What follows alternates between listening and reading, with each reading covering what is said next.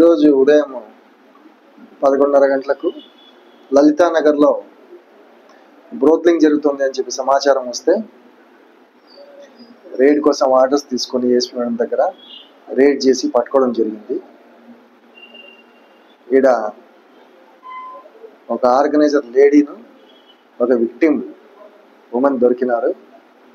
Victim women statement record చేయడం జరిగింది. ఆ ఆర్గనైజర్ లేడీతో పాటు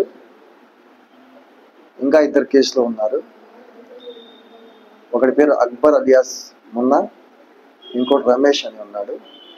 ఈ ముగ్గురు ఈ బ్రోత్లింగ్ అనేది గత నెల రోజుల పైనుంచే ఇక్కడ ఆర్గనైజ్ చేస్తున్నారని చెప్పేసి వాళ్ళ కన్ఫెషన్ స్టేట్మెంట్ తెలిసింది. ఈరోజు పట్టుకొని లేడీని రిమాండ్ పంపించినాము. మిగిలిన ఇద్దరిని కూడా అరెస్ట్ చేసి రిమాండ్ పంపిస్తాం. ఒకరిని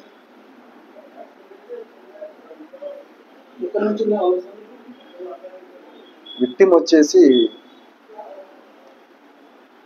కర్నూలు, ఆర్గనైజర్స్ లో లేడీ